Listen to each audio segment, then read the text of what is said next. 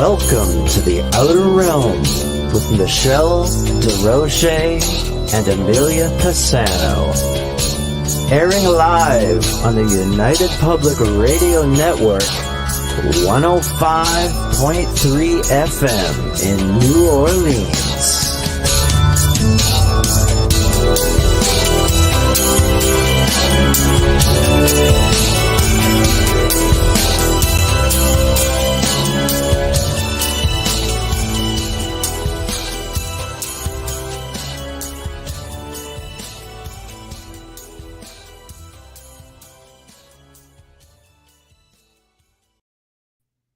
Good evening, everyone. Welcome to the Thursday night segment of The Outer Realm. We're broadcasting live on the United Public Radio Network, UFO, Paranormal Radio Network, 105.3 and 107.7 FM from the beautiful city of New Orleans.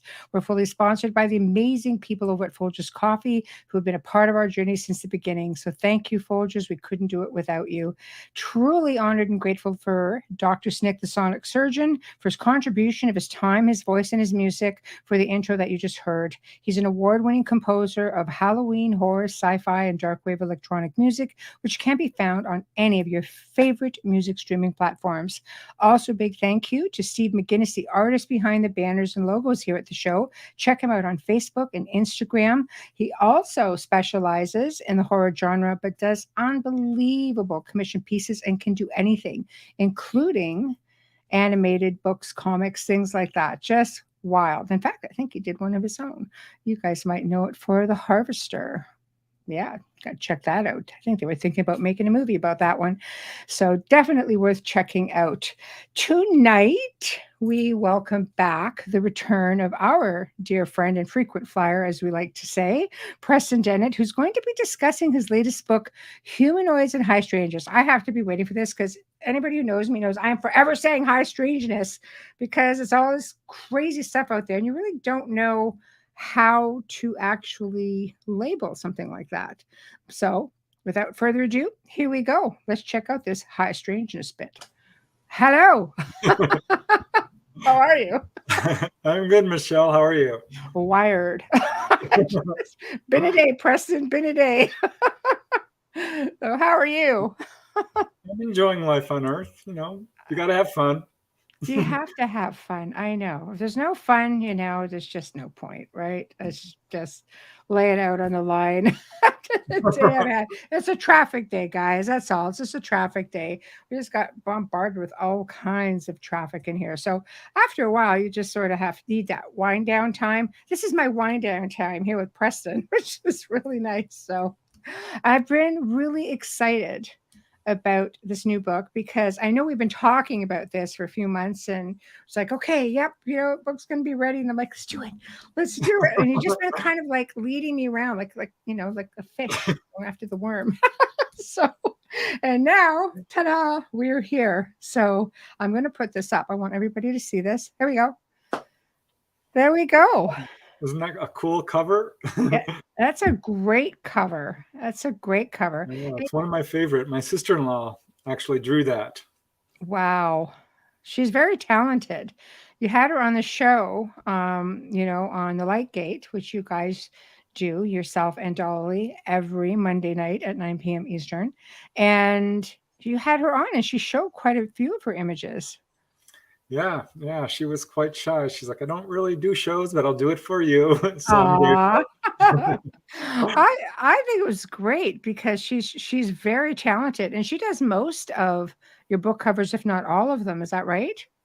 Yeah, well, the last 10 or so. So yeah, pretty much most. There was a few which I wish she had done. Wow. But no, she didn't get a chance.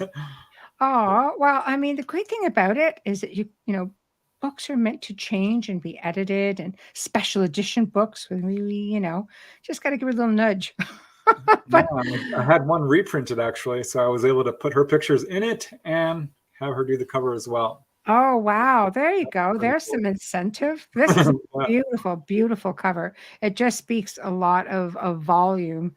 Like it speaks volumes when you see it. I just love a whole cosmic part of it and the whole Da Vinci sort of idea with the ET. So what made you choose this title? I'm very curious. Humanoids, yes, I get. But high strangeness is obviously one of my favorite topics. So, Yeah, well, anytime I put out a new book, one of the first things I do is go into Amazon or Barnes and Noble, and I type in the title, right. and 20 or more of the same title pop up. Oh boy. So I'd like to find something unique. Right. That was one thing I was looking for. Oh, it's very unique. Humanoids. I mean, that's the theme of the book. So all my books usually have a theme to them, and this one is all the different types of humanoids. Right. But as I was going through it, I'm like, there's an awful lot of high strangeness, a lot of paranormal, all different kinds of humanoids. I thought, you know what? I think that might make a good title. Let's punch that in, see if anything comes up, and nothing did. So I'm like, got it. That's what I'm going to call it. Mine. Right. So, choosing 20 stories for this book. Yeah. What was the idea behind it? What did you have to do to qualify to have your story in here? Because high strangeness, I think we go back to how much everything is connected in the field of paranormal, cryptozoology, ufology. They all do tie in on many levels, don't they?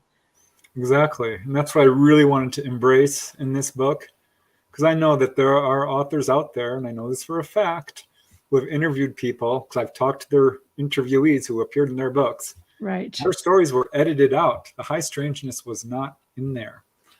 Wow. I thought, you know what? That's not right.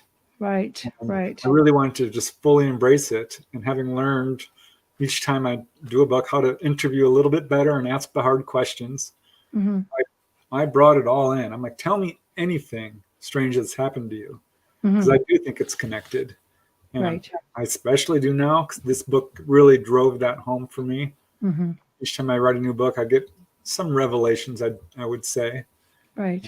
Yeah, full on high strangeness. And did you get anything that stands out that goes, or have you heard it all now? And it's just, No, there was a few that stood out. I mean, one guy saw an elf, and that kind of, like, what? I'd had a few people tell me that, and I was kind of iffy about it. But he drew it. It was, incredibly detailed. Right. But that makes sense. I think there's, when you get into fairies and elves and gnomes. I don't like gnomes. Everybody knows that. I'm going to put that out there. But, when you're getting into a lot of these interdimensional beings, I mean, they are, in fact, out of this world, high strangeness, extraterrestrial, terrestrial. Yeah. Like, how do we label that? That's an elf.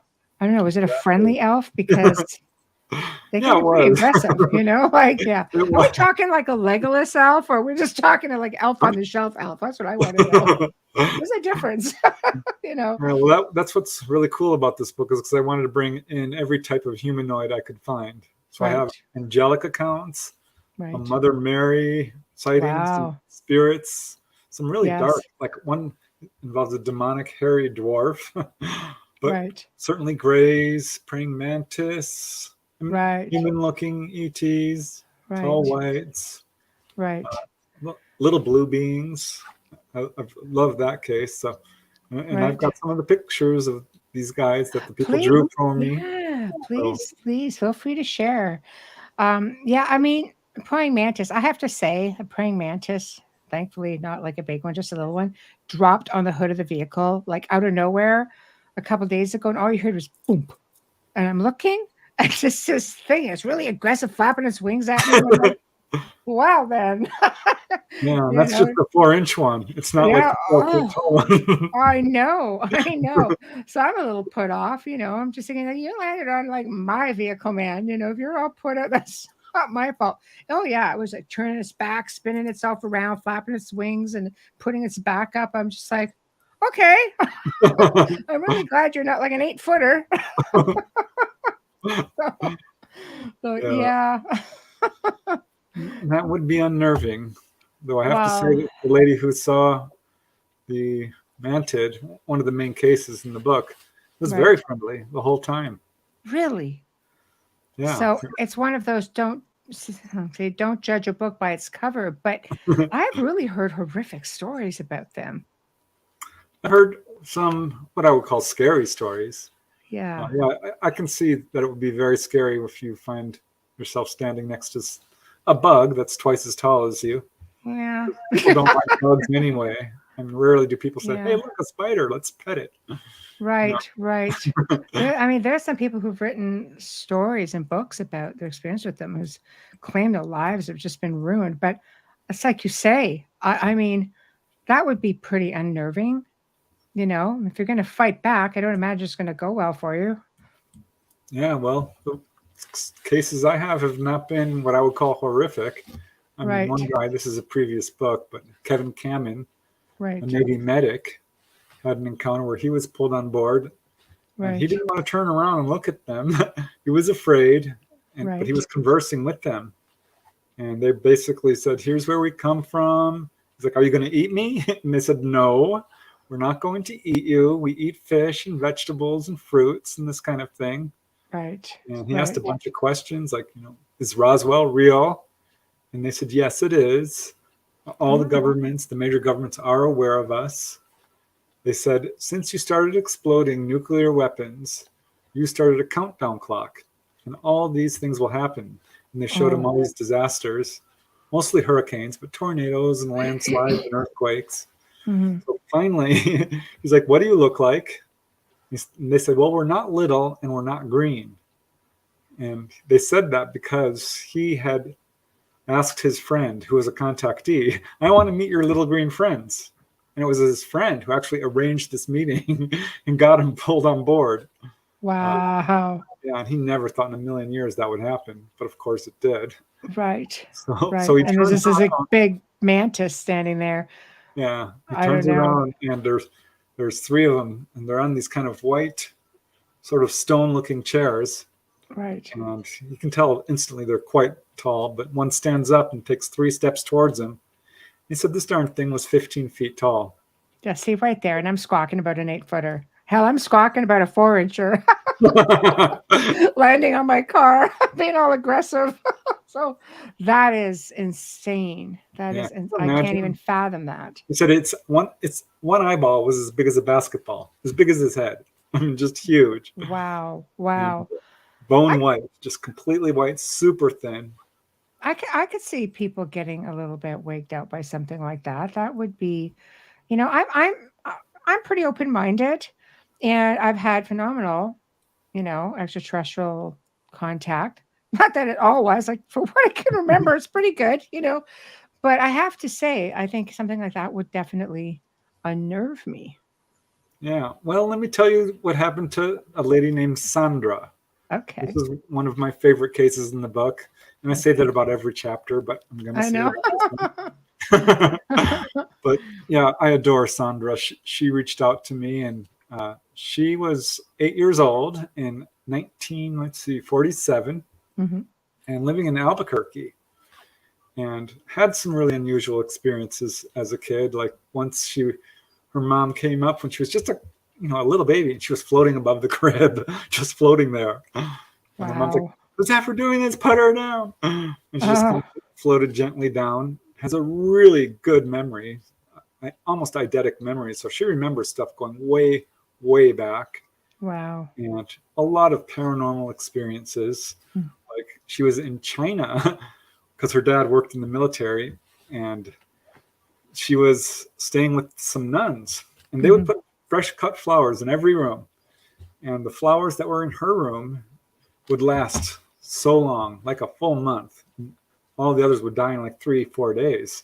Wow. The nuns were freaking out because she was also having remote viewing and knew all this stuff that a little girl should not know. They wanted her to become a nun. Her mom's like, it's up to her. And Sandra's like, no, I don't want to do that. Wow. Anyway, I'm getting distracted. So Sandra is, she's 8 years old, and she decides she's going to go bike to her friend's house, which is a mile away on a Native American reservation.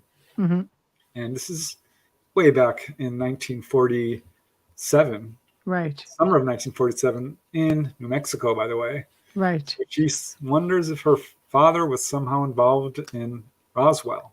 Because he was Oh, very highly placed, and they got called there.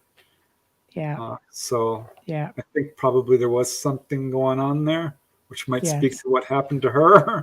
Right. So she's biking down this lonely highway. This is Sounds in like the a morning. song coming up. Yeah, hey. So anyway, she sees this shadow come over her head, and she's like, "What's that?" And this craft drops down on the road, kind of your typical saucer, metallic gray, Mm-hmm. and a little door opens up, and she's looking at it and thinking, "Okay, this is weird." And in the doorway is a mantid, about 5 or 6 feet tall, wearing a kind of a gown or a dress, sort of. And it's waving to her, come here, come here. And she walks up to it thinking, well, this is interesting. This looks like a bug. And then she gets real close. What a brave child, honestly. Yeah, it kind of surprised me. But she's like, I didn't know. Right. And that's what I love about little kids is the fear doesn't usually start with the little childhood encounters. It ramps up when you're an adult. Well, 1947, you wouldn't have been watching, they didn't have the type of films that we have now that could scare the bejesus out of an adult, let alone a child. So they do go in very innocently, right? Well, she'd never seen TV. She didn't have a TV at that time. Yeah. See, there we go. Yeah. So it's so like this this mantid says, "I'm your mother. You can call me your mother." And I thought, oh, okay. And she's like, well, that's interesting. right. And she goes on board. It's right down on the ground. It's a small little craft. It goes from one end of the road to the other, but it's not that big. But inside, it's huge, much bigger than it looked on the outside. And all these little kids come running up to her, and she's looking at them like, well, they're bald. They've got large heads, dark eyes, white skin. Right. Oh, in hindsight, she realized they were grays. And it took her a little bit to realize that these weren't human. But they all came running up, and they wanted to feel her hair. She had long blonde hair. And she said they were kind of chirping and chirruping and just almost giggling and playful. Right. And were leading her around the craft. And they took her. Yeah, it was really interesting. So she gave this description you often hear: rounded room, indirect lighting, very clean, extremely sparse in terms of furniture, panels, or equipment. Really nothing in there that she saw. But they took her to this porthole so she could look out. And she got a huge shock because she's in there about a minute. And looking out the porthole, she's expecting to see, of course, the highway. Right. But no, it was a star field. Just stars everywhere. Right. And she realized that they're in outer space at this point. So that thrilled her. She's like, wow, this is amazing. And here, this is where I want to bring up a picture, because she actually drew it for me. And I have it here. Here it is. All righty. Perfect. It'll take me a second, but I think it will be worth it. So she is, they now lead her to the reason, I think, of this whole encounter. They take her to the center of the craft and show her this little device, which she says looks kind of like a TV in hindsight. And it starts playing this hologram. And let me see if I can pull up this picture. Perfect. Here we are. Wow. Here's the drawing she did. Right. And they showed her this little, you can see it right here in the center. Go ahead. Towards the left. Right. And you can go over it. This hologram, or a hologram comes out of it. She says it was absolutely lifelike, but only about maybe 2 feet in diameter. And it starts playing scenes of war, tanks and soldiers fighting each other and explosions and just battles. And a sign of things to come. Yep. And that's what they told her. They said, these things are in your future. You need to tell everyone that this is the wrong pathway, that war is not good, that it will lead to destruction and bad things. And she's thinking, well, I'm 8 years old. Why are you telling me this? Yeah. We got to start young, though, right? I mean, mold, work with the young. Because that's a lot to take in. Yeah. For Well, people always ask me that, like, why would they tell a little girl? Why a housewife? Why some mechanic or something? I'm like, because the government people aren't listening. They did go to the governments, and they didn't want to hear it. They reacted wrongly. Right. So they're doing, I think, what amounts to a grass movement. And this is, honestly, it's one of the most common things that people will get in terms of messages. Right. So I find it interesting how, they will give you a lot of messages. And I just think that, I don't know, is it that people are so fearful that they're just not retaining it? I mean, how many people just don't remember the whole experience, let alone messages? Exactly. Well, that does come up, and people will kind of subconsciously remember and start having dreams or become environmentalists or scientists or quantum physicists, or I mean, it bleeds through even if you don't remember. Right. They lead the path, right? She did remember, and she learned not to tell people. She tried. Right. I asked her, because what happened after next thing she remembers is she's waking up in the bathroom at her house. And she walks out kind of in a daze, and her parents are like, "Are you all right? Do we need to go to the doctor?" And she's like, "No, I'm fine." I said, "Where were you? You were missing for 3 hours." She never arrived at her friend's house. So they went down the highway and back and down the highway again 3 or 4 times, and finally found her right there by the side of the road, where they had, of course, checked a number of times. I would have lost my mind. Yeah. Really? Her mother was not happy. As a parent. Yeah. So how did she, did she say how her parents reacted? Like, I'm just wondering if could this be a generational thing? Like, for her to be 8 years old and saying, "Oh, hey, this happened to me," especially when you're saying like this big giant bug-like being is sitting there communicating with you, saying, "I'm your mother." Like, how how did mom and dad actually deal with that? Was this nurtured in her, or No, it wasn't. In fact, she kept it secret. I'm like, "You didn't tell them?" She said, "No, are you kidding? They would not have believed me. Not in a million years." I'm like, "Well, okay." Not then. Yeah. But she did hint around, like, "What do you think about UFOs and ETs later?" Right. And her dad said that he had seen one while in the Navy. One had was a UFO pacing their ship. Right. Her mom, no, but her grandmother said that, yes, she was visited by beings when she was a little girl. So, yeah, definitely generational. And I do see that in a number of the cases in this book. Right. One in a really dramatic way. But yeah, she ended up, of course, growing up to an adult and having many encounters. And with Grays, which would come in and be very playful and give her messages, which she usually never remembered. One she did. Right. They told her, "You're going to live a long time." And she thought, "Well, that's nice." Yes. Which, of course, she has, because, she was, 8 in 1945. So right. You can do the math. Yes. And, just a lovely lady. And she said the Grays would come in and actually play music and dance around.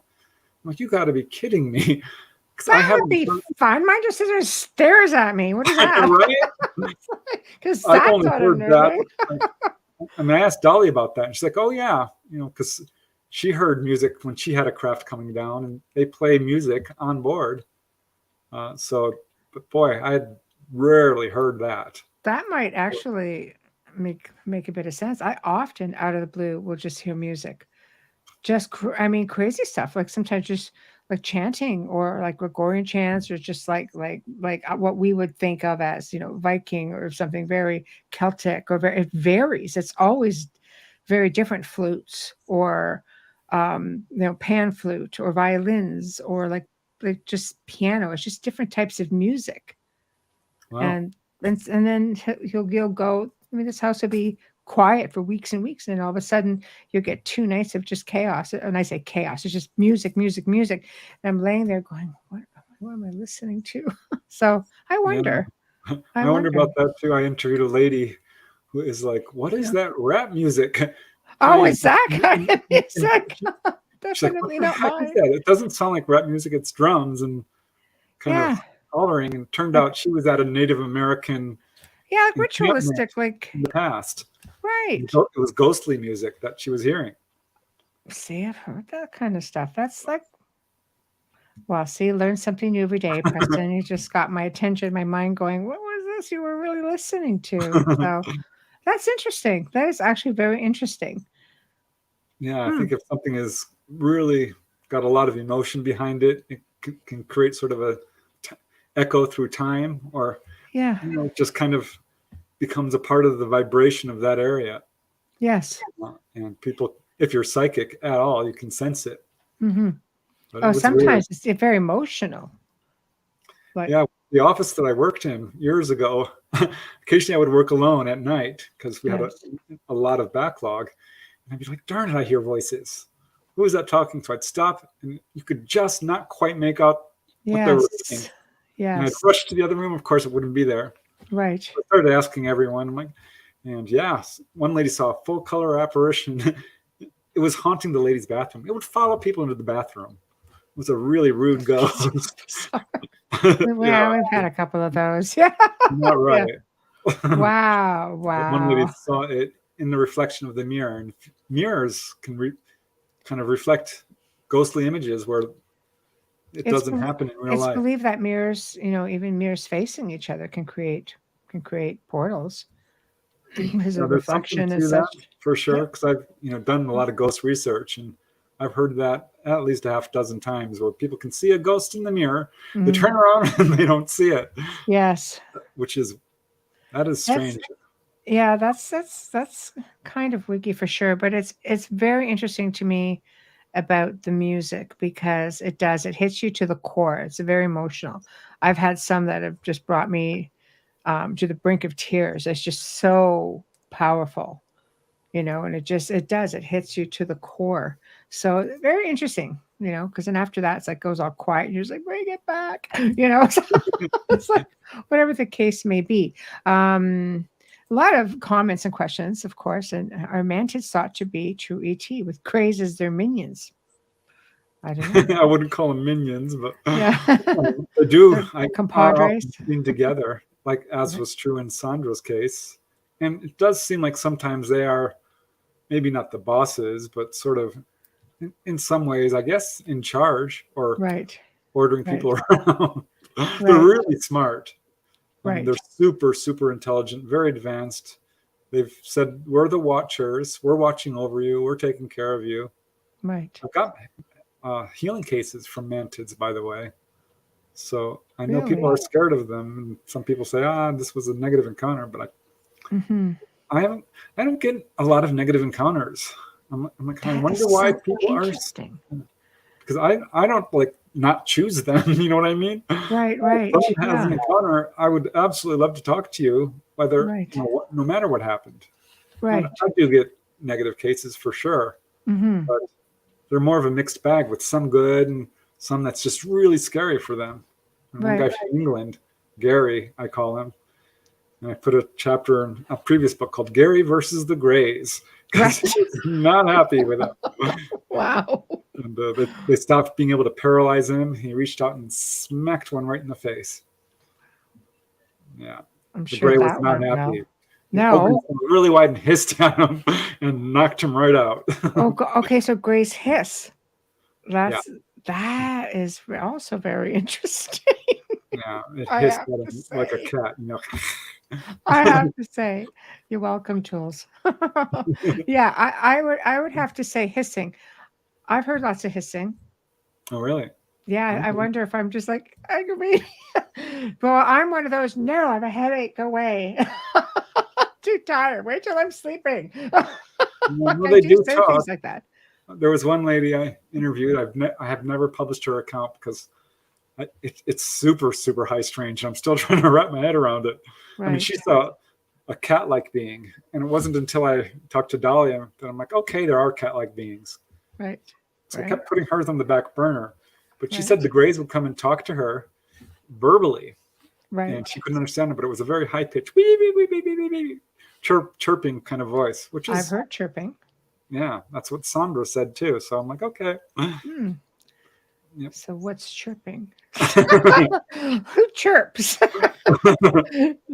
Don't tell me it's a big mantis. It might be. I might be sleeping tonight. I'm pretty easygoing, yeah, but they're wiggy looking, and I shouldn't judge a book by its cover if they're very benevolent. But it would be it's a bit unnerving when anything just shows up unexpectedly and just sits there and stares at you. So I'm not quite sure I'd feel about something that's 15 feet and crouched over because my ceiling's maybe only 10.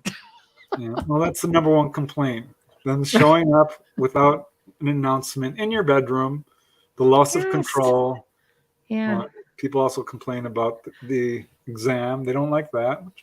No. People will say, especially when it involves other family members, their children, right, that can get people really upset.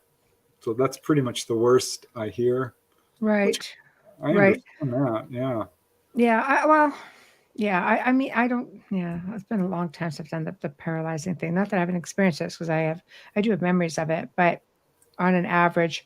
But I could see, the whole sleep paralysis thing, which can be linked to, again, the paranormal, the Hag syndrome, and of course, there's a lot of logical things as well, but of course, very linked to a lot of the ET race, the whole experience. So I guess we sort of getting into that high strangeness area again. Because put up some comments here. Feel free to put up comments from your page, Preston, because your people. We are streaming for your listeners as well. So extraterrestrial aliens, witches are known to be disguised as black cats, or familiars. Yeah, I love it. And another question here. Hold on. Where are we? Blah, blah, blah, blah. One was somebody was asking, and I'm sorry, I am just trying to. Here we are. Okay. What is any idea what the lifespan is for these praying mantis, extraterrestrials? Any idea? Gosh, I have no idea. I have pretty much zero reporting on that. Right. I've talked to Dolly about the grays, and she's like, 700, 800, 900 is not unusual. Right. And that's echoed in a number of accounts for grays. Right. But I don't know about the mantids. I think that they're not quite as common. Mm-hmm. And I think probably a lot of people don't talk about it. Mm-hmm. So that's another reason. Right. But I'm guessing longer than us. Right. Yeah. I don't know. I really couldn't tell you. I'm great. I'm going to have to look that up. That's another. Every time you think you know something, you realize you know nothing. No, it's true. And Paul Heller said he was aware of 4 different ET species. That was one of the former Canadian defense minister. At one point, I thought he mentioned well over 100, like 150, 160 that were documented, but doesn't mean that they were necessarily here, which brings you to another question. Then how do you know?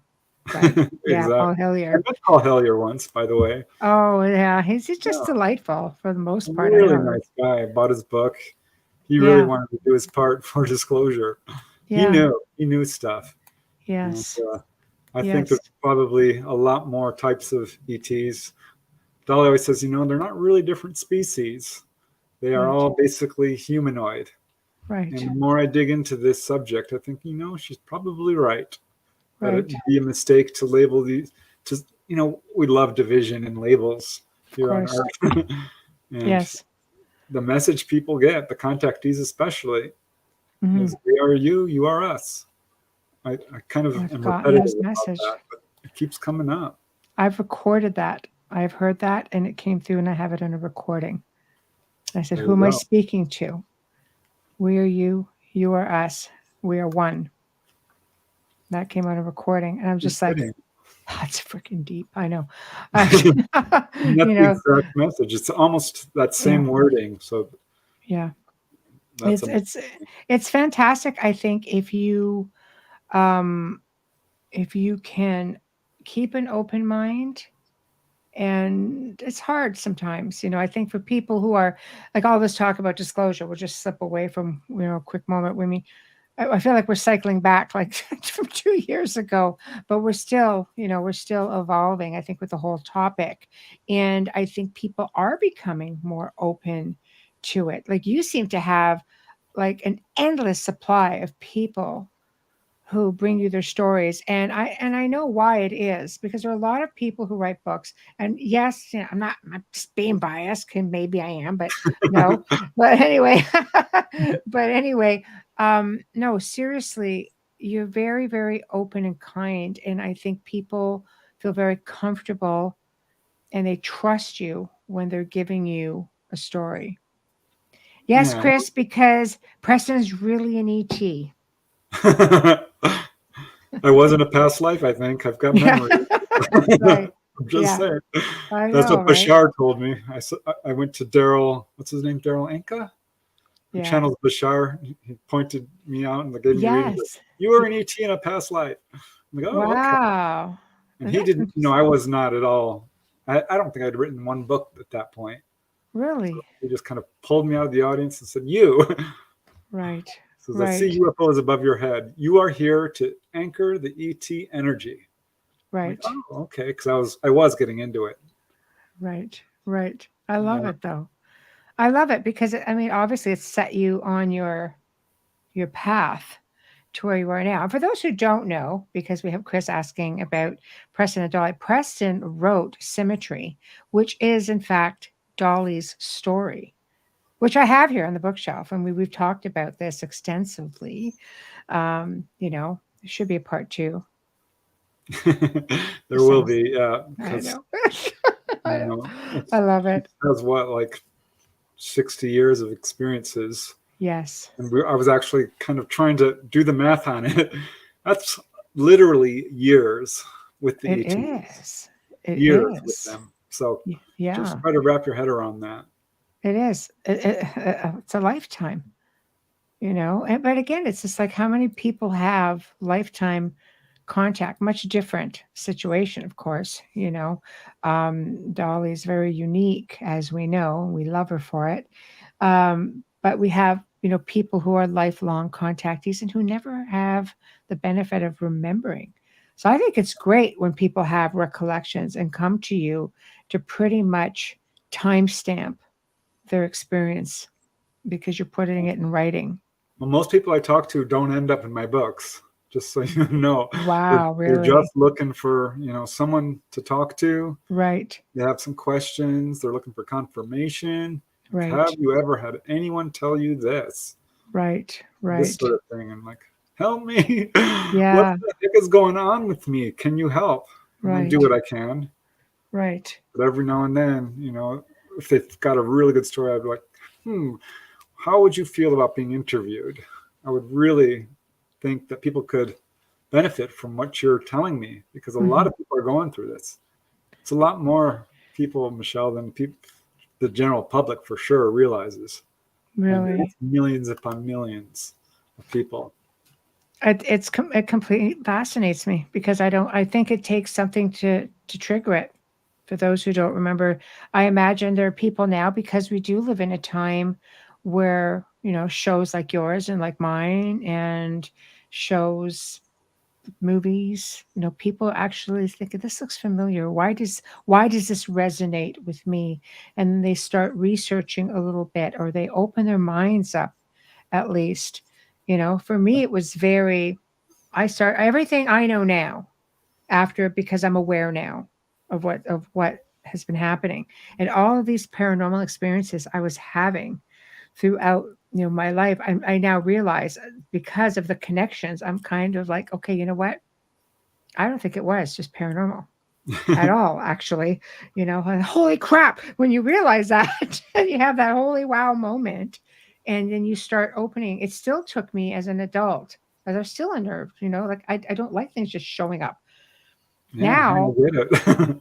well, I know, right? Like I understand. probably a majority of the population is probably thinking, yeah, no, I'm not good with that. Now I'm just brazen about it, And again, it's like Dolly said, just tell them, okay? No, I have a headache. I don't want to. Sounds like it's a bad, relationship or in something. A way, paranormal like, doesn't exist. There's no such thing as supernatural paranormal. It is what it is. It's not breaking the laws of the universe. Right. Because we don't understand it. Yes. So it takes, and it's not at all unusual for people to take years to sort of come to grips with it. Yes. And here is a good case from the book that illustrates that. Take her away. This is the first chapter, and I thought, this is a good one to start with, because this is a gentleman who did allow me to use his real name. It's a multiple witness case. He and his mother. His name is Richard. And do I have that right? Yeah, Richard Simon. Wow. And he, at age 7, suddenly couldn't sleep through the night. Just couldn't do it. He had insomnia, and it was bad. Right. And some anxiety over it, of intruders and people looking at him and watching him. And he had no clue all the way up to about age 22 or so, 21. Mm-hmm. And what happened was his mom, Ines, who I interviewed as well, wanted to quit smoking. And she's like, I'm going to go to a hypnotherapist. Do you want to come, Richard? And we can deal with your insomnia. He's like, no, there's no way I'm going to a hypnotherapist. Those guys get into your brain and do things. And she's like, no, this is a legit lady. Her name is Aretha. Mm-hmm. And I looked her up. She's absolutely legitimate. Her full name is in the book, but I do remember her first name is Aretha. So Ines and Richard go to the hypnotherapist, and he's waiting in the office while she goes in to quit smoking, quote. Because that's not what happened. He's listening through the wall and hears his mom crying pretty badly. So for about an hour almost. Finally, she comes out and she's drying her tears. And she's like, what's wrong? What happened? And she just kind of waves him away. It's like, it's your turn. We'll talk about it afterwards. Go in. It's your turn. Right. And he's like, okay, what's going on? She just wanted to quit smoking. Why is she crying? Mm-hmm. So he goes in. And of course he asks, what about my mom? And Aretha's like, you know what? Let's not deal with that now. Let's deal with you. You have a problem sleeping, right? He's like, yeah, I have since age 7. And she asked him why. Do you have child abuse? Anything traumatic? He's like, no, I have loving parents. I've got great friends. I've got a good life. There's no reason I just can't sleep. Right. And it started at age 7. And so she puts him in a trance. He says it took almost a half hour. And then asked him, like, what is the reason that you can't sleep? What is the reason behind your insomnia? And as soon as she said that, in his mind's eye, he sees this bright light shining down on him. And then what we now would call grays looking down at him. Right. And then the dam broke, and he just remembered the whole thing. At age 7, he wakes up, and the house is flooding with light. So he's like, that's strange. And he decides he's going to go into his mom's room. His dad's at work, and his mom's not in bed. He's like, Mom, where are you? Mom, and cannot find her. And then he sees a figure walking by the window that's a little short and not quite right. So he's standing there by the doorway when the front doors fly open, and he sees grays. Next thing he knows, he's on board, presumably. He's describing being in this room that's metallic, rounded walls, indirect lighting, all the things we hear. Mm-hmm. And on this table, undressed, and there's a very tall gray who seems to be in charge, almost 7 or 8 feet, a mid-sized one, which is about 5 or 6 feet, and a bunch of the little guys, probably what we would call AI grays. Right. And he can't move. And he's basically screaming, thinking these are monsters. They're going to eat me. This was not a good experience for him. Mm-hmm. And they're operating on his stomach, which he thought was, kind of unpleasant. It didn't hurt. He was kind of cold. But finally, one of the grays comes up and says, "What's the matter, child?" And he said, "I'm scared. I want to go home." And they said, "Well, we'll be done soon." And of course, he would start crying again, and the gray would come up. "What's the matter, child?" Like, really, what do you think is the matter? It's like a replay. What's your problem? Yeah. Wow. And at some point, he hears this lady screaming bloody murder in the other room, letting out a string of very foul language. And if you hurt my son, you MFers, I am going to kill every last one of you. And just going off. And the taller gray points to the little guys, "Go in there and handle her." And he's thinking, at least there's some adult here who's going to rescue me. And this went on for a good 20 minutes or half an hour. He could smell the air. It had a kind of a clammy fish tank smell, he said. Mm. And next thing he knows, he's waking up in bed with no memory of the experience. But it was funny because, well, not funny, it's weird, I guess, or traumatic. Right. As he's recalling this, and the Greys come through the door, he flies off the hypnotist's couch, fully awake, and he runs up to Retha and says, "You did this to me. You put these thoughts in my head. This is your fault. This never happened. How dare you?" And she's like, "Calm down. I didn't put a single thing in your head. I didn't say a word. It's under recording. You will have the recording.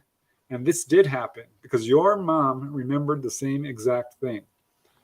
Took her a while to calm him down, but he apologized. So what were they fixing on his stomach then? What was was he having health problems, obviously? Not at that time, but years later, they found this tumor in there. Okay. Which they were like, we don't understand why this isn't cancerous. This should be cancerous. It's been there a very, very long time. It's wrapped around your intestines. Oh, wow. He connects it somehow to that. And he's like, I don't think these guys are evil or trying to hurt me. In fact, one of them was quite nurturing. And he could. Which is interesting because you hear that they tend to be very, even keel, not emotional. Yeah, the little short ones were just doing their job. Right. And the one in the background was just overseeing, but the one that was talking to him was very nurturing. He said it had a beautiful, handsome male voice that instantly calmed him down. Right. So of course, this didn't stop his insomnia. Right. Well, I guess not. Unfortunate, but Retha told him, "You're going to start remembering other stuff." And he did. He remembered being on board and watching the ship go through space and all this stuff. Right. But here's to me because this is a lifelong thing, right? Yes. He's had missing time. He got married. He had kids. And his daughter was 7 years old. And he's watching TV. He's watching Ancient Aliens or something. Shocker. For a guy who can't sleep. Yeah. He wants to learn about the Greys. And his daughter's like, "Daddy, Daddy, Daddy." And he's like, "Not now. I'm watching TV." She's like, "No, it's important." She had dropped her Barbies and was pulling on him. And finally the commercial comes on. And he's like, "What? What, honey?" And she points to the TV and the Grey comes back on. She's like, "That's the thing that went into my room and poked my nose." Because she was having these severe nosebleeds. Oh, boy.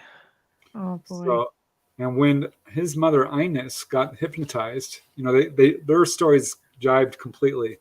She's like, "Honey, when I was 7, I saw an ET in the barn where I lived."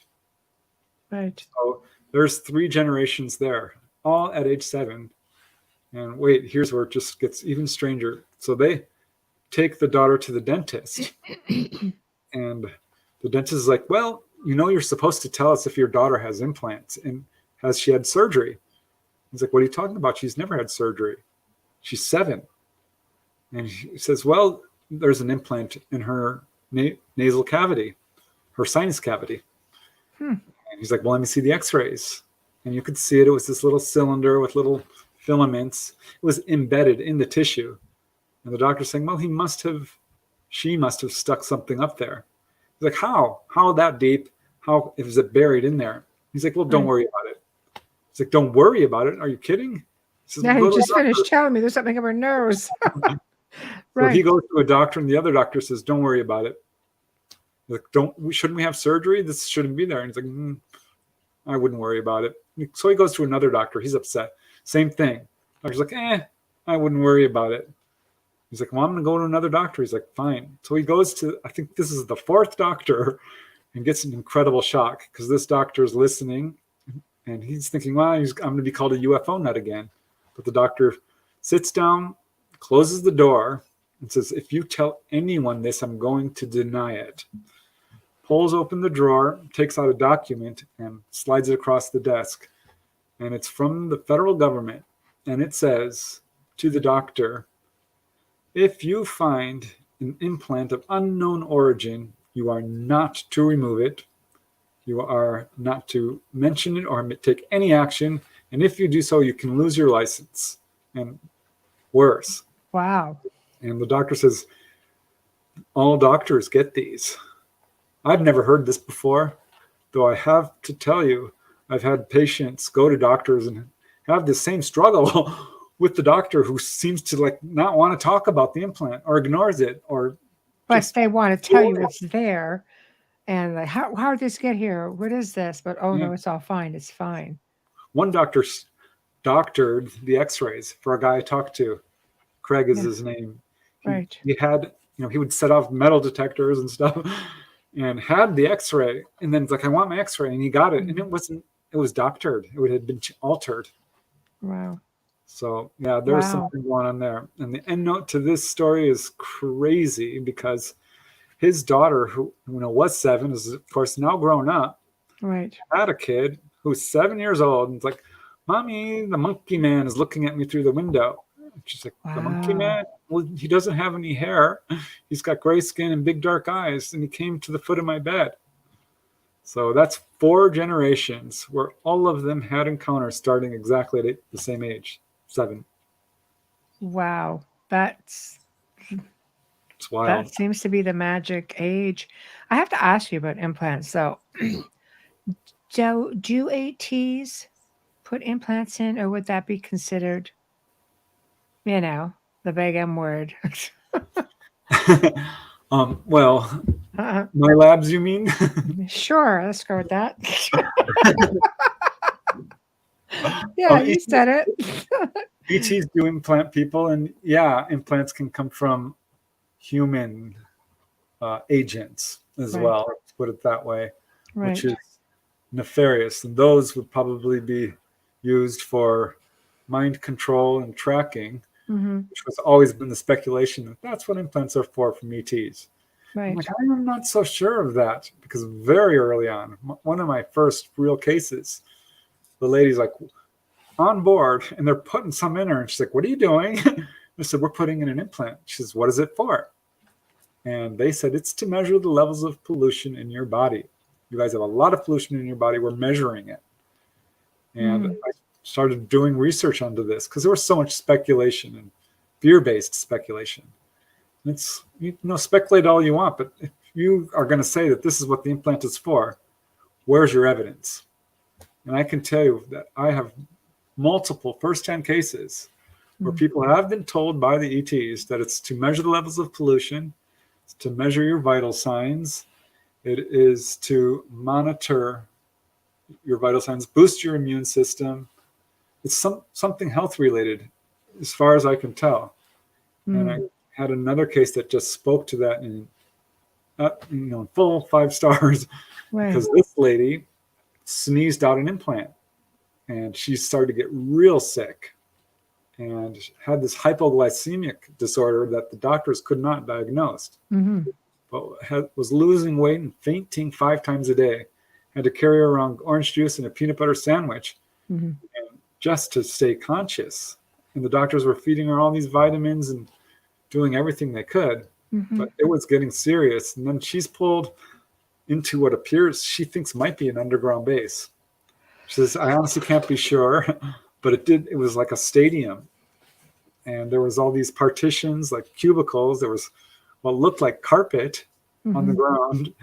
And she's lying in one of these cubicles. There's a guy right next to her, and he's wearing a flannel shirt. He's like, my name's Cooper. What's yours? And I won't use her real name. I call her Jill. And she's like, I'm Jill. Where are we? He's like, I don't know. They're very dazed.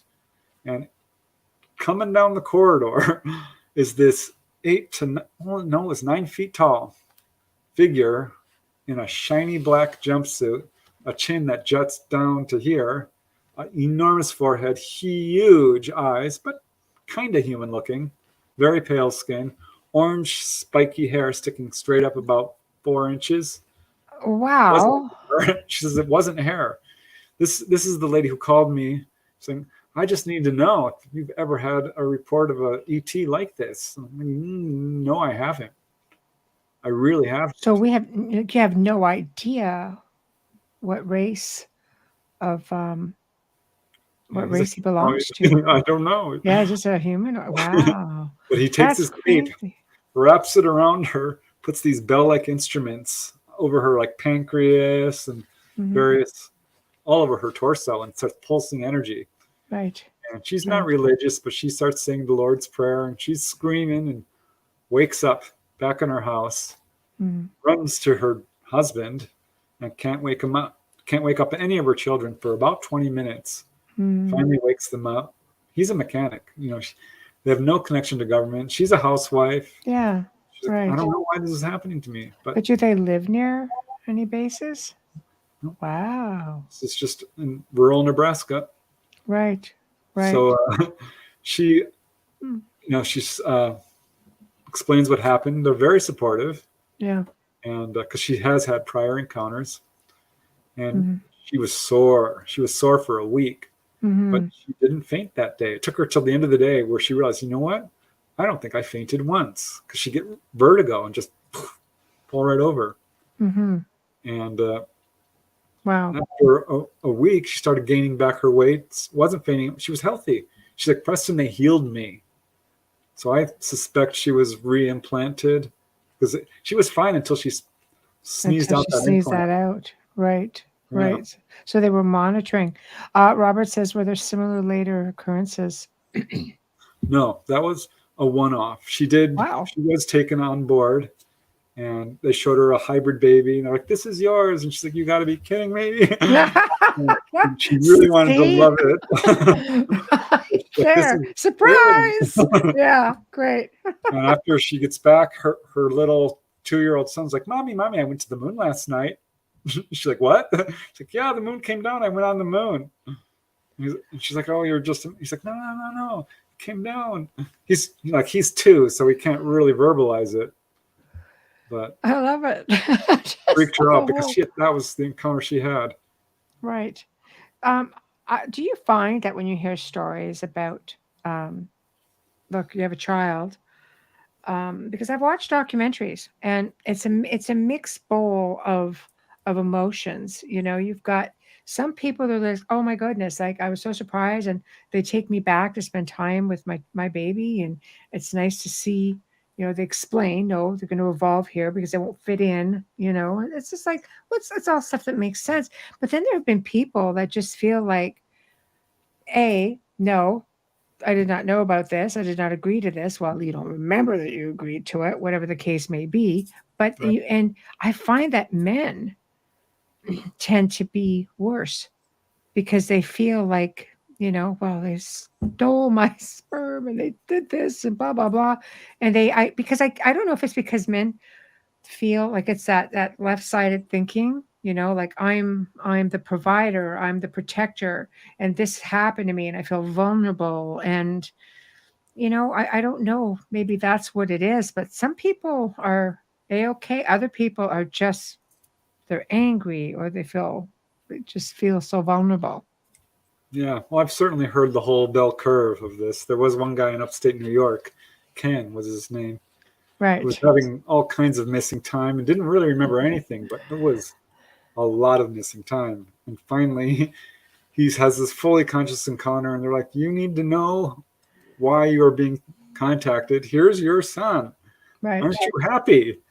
And he felt revulsion, anger, and a nurturing feeling towards this child who was his, and wanted to hold it and hug it, but at the same time was a little bit grossed out and super angry because the Greys seemed like, oh, you know, aren't you happy?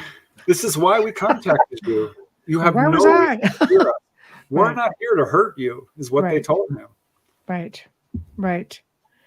I know. I love it. I do. I think, you know, there's things that we agree to, and because we don't remember it, doesn't mean we didn't agree to it. And that's where I think people, you know, I mean. And they gave him this amazing ability to do psychic reading. They said, it's your job. You need to do this.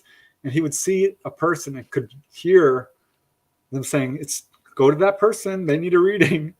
Oh, wow. He walked up to this lady on the street. He's like, oh, this, because they wouldn't leave him alone. Like, go to that lady. And he walks up to her and says, you need to go home right now. he's not knowing why he's saying this. He says, go home and see your husband right now. You need to go home. She's like, well, I was going out to see my friends. She's like, no. You need to go home. So years pass, and he's in the grocery store, and he's like, oh no, there's that lady in line. And he's looking the other way. And of course, she turns and sees him. She's like, oh, it's you. And she leaves her line and goes to his line. She's like, you're the man. You're the man who told me to go home. It's like, yeah, that's me. She's like, I want to thank you because I did go home. You were so vehement that I went home and I spent this lovely evening with my husband, and he died in his sleep that night. Oh, wow. That gives me chills every time I think of it. Wow. Yeah. She would never have been able to have that, that last night with him. And, and let's face it, in this day and age, somebody comes up to you, is all adamant in your face about something like that, with even the best of intentions. I think we're in a day and age where most people be kind of like, or many people might be saying, okay, buddy, whatever, get out of my face. Like, you're nuts, go away. Like, maybe we should be listening more because you have these incredibly gifted people. I'm very friendly. So, if somebody came up to me and do that, I'd be trying to pry for more information. Yeah, I'd be thrilled. I love getting a psychic reading. Well, it's a reader in us, right? We want to know more. So I find it interesting. Yeah, exactly. I think that's an amazing ability. So it's kind of like a trade-off, We take your sperm, we'll give you a gift. Yeah, well, that's what they've told people that flat out. This is our gift to you for having worked with us. Wow. So I think that there's truth to that. They will help you develop your abilities. That's one of their agendas. It's not the word I really like to use, but one of their goals is to wake us up. Now, all races, or just some specific races? All of them. Yeah. So it's enlightenment and evolution. Yeah, I get mostly mantids, human-looking, little blue guys, grays, tall grays, short grays, tall whites. Right. But that's mostly what I get, and strange humanoids. Right. Weird, strange humanoids. Right. So, what's with the little blue people? Like what? Because I've never heard of this.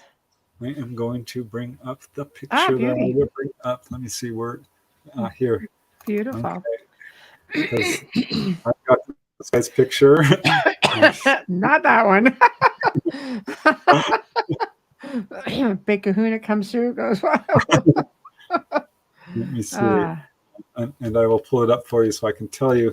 This guy contacted me because he saw a picture that on one of my videos. And his name is Ron Johnson. Okay. Let me use his real name. And when he was a little boy, he and his little brother had these weird experiences where the room would fill with light. Just fill with light, and then in would walk this enormously tall being, probably a mantid. He couldn't quite tell because the room was so bright, and it would move off to the corner. And then in would come grays, 2 or 3, followed by these little blue beings, who I will show you here, because this is the picture that my sister-in-law drew. For what I remember that one. Yeah. And, that is exactly what we saw. That is it. So I'm like, oh, okay. He said they would have these little kind of wands, sort of like what you see in the picture, but a little different. Right. And they would, he would hear, "Don't be afraid. Everything's fine. You're not going to be hurt." Wrinkly. Yeah. So they were wrinkly, little eyes, wore a hood. He said that looks very much like it. Right. So when they saw what was it, Star Wars with the Jawas? Absolutely freaked them out because that's exactly really close to what they saw. Right. And it went on for years. And here's high strangeness for you. And I love this because I was just emailed yesterday by another witness who's like, I should have told you this because that happened to me. Ron and his brother would wake up and they'd be wrapped up in their sheets like a burrito with their arms to their sides, and they couldn't move. In the morning after one of these guys came in, they'd be like, Mom, help. And the mom would come running in like, what happened? How did you get in there? They're like, we didn't do it. It's the little blue guys. And she's like, stop talking about these little blue guys. It's your imagination. They were very religious. Yeah. This is from that point, Ron's like, I wasn't religious because it wasn't fitting in. You'd go to church and you'd start telling, well, it's not like that. We actually came from Mars. Is what wow. they taught him. He kind of picked that up, even though he didn't. He only remembered once being on board. But yeah, they both wake up wrapped up like a burrito. And I'd heard that a couple of times. That lady who was healed, I told you about, the ET said, well, whenever you want us to come, just wrap up your blanket and put it at the bottom of the bed and we will come. And they would. That's interesting that they would see that. So it's telepathy, I guess, with maybe while she's doing this, they're picking up on her thoughts, or are they just, do they have like a doorway right into her room? Oh, there it is. Okay. Like, how does that work? I think they can see, probably psychically or even with instrumentation. Right. They watch over contactees extraordinarily closely. Closely enough to stop car accidents and falls and drownings and assault and all kinds of stuff like that. Yes. But that's interesting. I've had little things happen, and that would make sense. But one of the other witnesses in the book is like, I saw you mentioning that on a podcast. He's like, that happened to me. I woke up and I was completely wrapped up. I couldn't get out. I had to struggle. I'm like, well, dude, that was them. They do that. I think they're just being funny. Right. Like, so they're having a great time and they're just messing with you. like, why would they do that? It's crazy. I had another lady who woke up and she's like, couldn't get out of bed. And she's struggling. Her quilt had been wrapped up like a Tootsie Roll and tucked in on both sides and over her neck. Oh, geez. Yeah. So good thing she didn't struggle too hard. Wow. That one was a little rude, but I think it's a calling card. I think they're doing it on purpose. I think they know exactly what they're doing. Yeah. It's a way of saying, you're going to know now. Yeah. You don't believe it the first time. How about now? They're trying to kill me. I don't know. That wrap up the neck. Hey, Wayne has a question for you. Preston, good evening. What are your thoughts on moon-eyed people? There were mentions by the indigenous people of the American Eastern and Mid-Eastern states. Eastern and Mid-Eastern states. And they were called moon-eyed people. Yeah, thanks, Wayne. I don't know that I've heard that term. Huh. But I've certainly... the gentleman, Ron Johnson, is, I think, half Native American. Mm-hmm. And the people I've talked to, Dolly has Native American in her. Other witnesses in the book do as well. Substantial amount. Mm-hmm. It does seem to be a contributing factor, I'm guessing, but it keeps turning up. Because it is all about genetics. And if you talk to the Native Americans, one guy I interviewed, Stan Hughes, was a full-blooded Seneca Indian. He's like, call me an Indian, don't call me a Native American. I'm like, okay. Yeah, whatever. Yeah. That's fine. That's what you want. But yeah, he had extraordinarily interactive and benevolent encounters.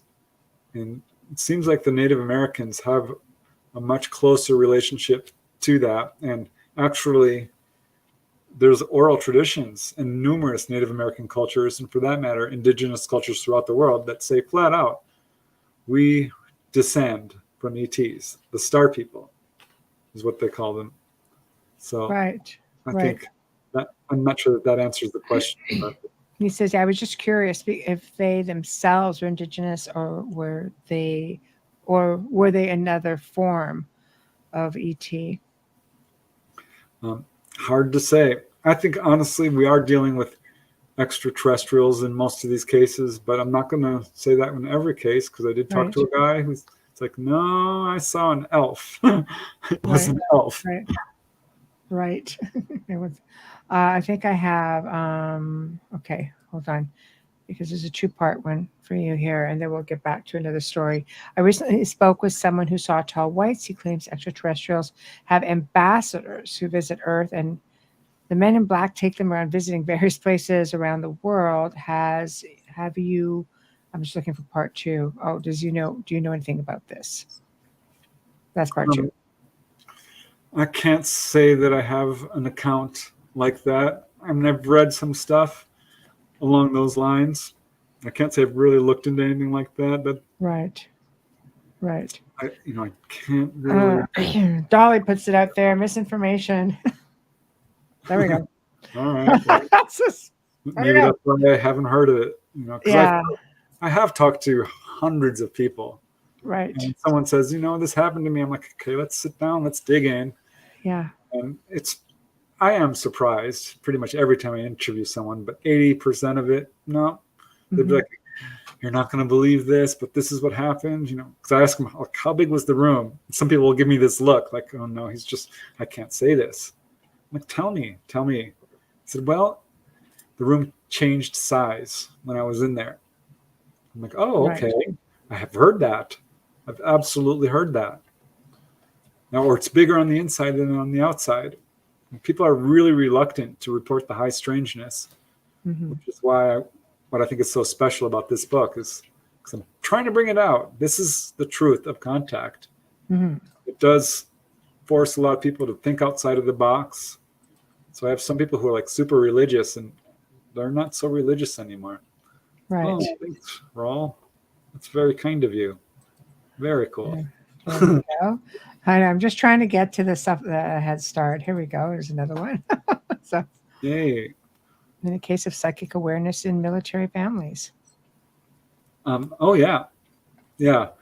There is a weird military connection with a lot of this. When I was interviewing Dolly, I asked her about this. She's like, well, yeah, my dad is in the military. There was another lady in Maine. She's like, yeah, my dad's in military intelligence. Sandra, whose case I told you about. She's like, yeah, my dad was in military intelligence. There does seem to be sometimes a connection there. And ETs are contacting people who have a real strong psychic awareness. This is the kind of genetics they love. Right. Because we know from studies of psychic abilities that this is inherited often. Yes. There was one lady who could levitate halfway. She could reduce her body weight. And she says, I don't know how I do it. I just do it kind of by willpower. But my dad had the same ability. And I saw that, I wrote about human levitation. Well, we did a show on it, on human levitation.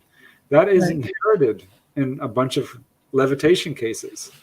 So I think, yes, I would say their contactees are psychic, and a lot of contactee families do have military in them.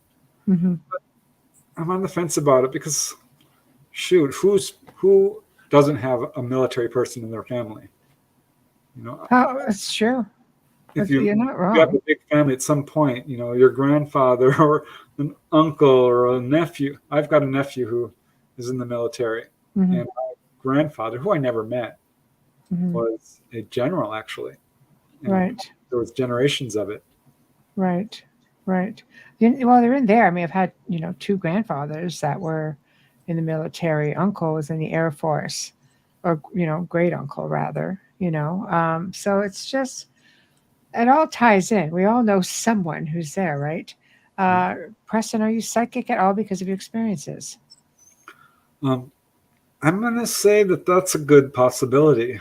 At age 9, I had this amazing psychic experience, which was so funny to me because I just knew all the answers to this game show, Treasure Hunt. Right. I was watching it with my sister. We're just little kids. I'm like, that lady in the audience, that black lady, they're going to pick her. And they did. And Victoria looked at me like, how did you know that? I'm like, I have no idea. Right. I'm like, that canister has the flowers in it. And I was right, of course. And, it just went down the line. And there's 70 or 80 boxes. And one has a $50,000 check. And I'm like, it's number 73. Or some number. And, of course, it was. And we just rolled on the floor. And that was it for years. So after my mom died, I did see her spirit. And I started having lucid dreams where she'd come and visit me.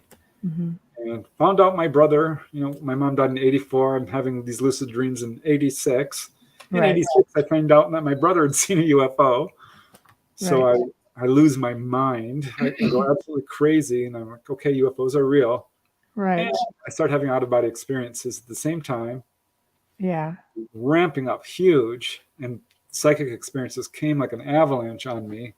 of telepathy and clairvoyance and precognition mostly. Telepathy, did I say that? Yes. That's okay. Just weird stuff. And looking back in my childhood, there's a few instances where I think I probably did have contact. So yeah, I'm going to say it does come hand in hand. Right. I love that. I have to make a quick, sponsor and station ID for anyone just tuning in right now. You're listening to The Outer Realm, and I am Michelle Desrochers. Our special guest tonight is my dear friend Preston Dennett. He's talking about his latest book, Humanoids and High Strangeness, 20 True UFO Encounters. And we are broadcasting live on the United Public Radio Network, UFO Paranormal Radio Network, 105.3 and 107.7 FM from the beautiful city of New Orleans. We are fully sponsored by the amazing people over at Folgers Coffee, who have been a part of our journey since the beginning. So thank you, Folgers. It definitely would not be the same without you. Also, big thank you to Justin Snicker, a.k.a. Dr. Snick, the Sonic Surgeon, who is an award-winning composer of Halloween, horror, sci-fi, and darkwave electronic music, which can be found on all of your favorite music streaming platforms. He is the voice and the music of our intro and our outro. So big thank you to him. Also, big thank you to Steve McGinnis, the artist behind our banners and logos here at The Outer Realm. Check him out on Facebook and Instagram.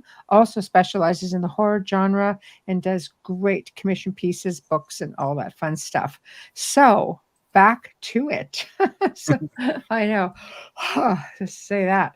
All right. Well, here, I'll give you a choice. Do you want to hear about the elf story or the demonic dwarf or a very scary gray encounter that ended up totally psychically enlightening this guy?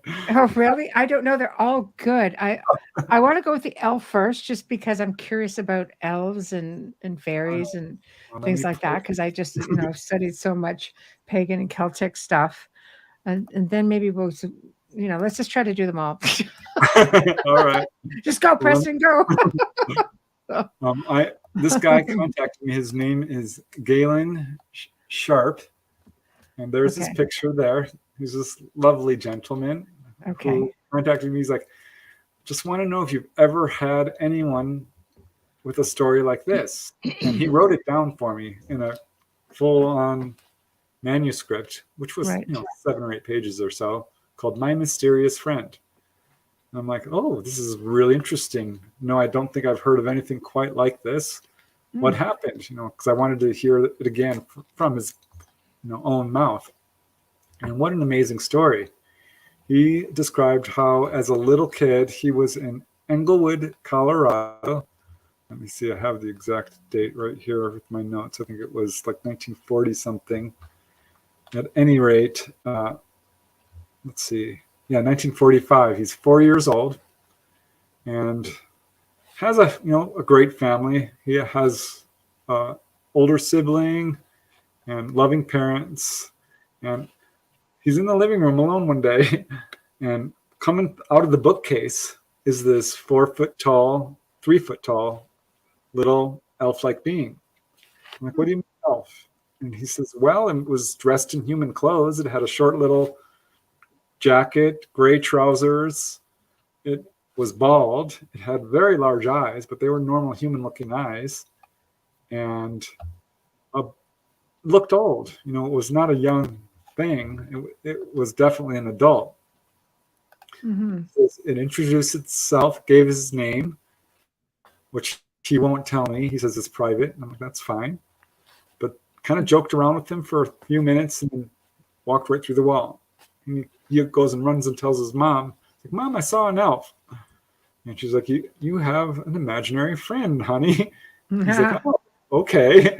Not really understanding what she's talking about. Wow. And I thought it was a one-off. It wasn't, Michelle. This thing came back like 6 times. Wow. And he knows it was physical because it would grab stuff and toss it to him. It never touched him. Not once did he actually touch it. But it would like bounce stuff on its head and goof around. And once sat down with him and said, there's a big world out there and there's all these things and a lot of spiritual stuff that went right over his head. He can't really remember it because he was 4. This went on till he was 5, and only when he was alone, usually in the mornings, once outside, and finally he had to move. So he's so upset. He's like, I hope my elf friends come before I move.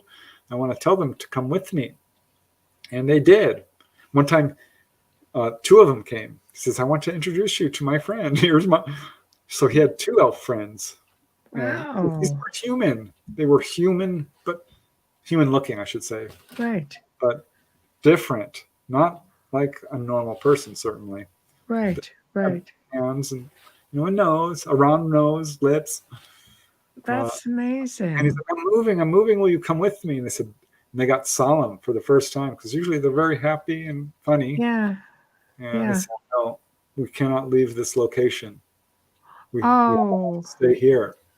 He was that's devastated. Yeah.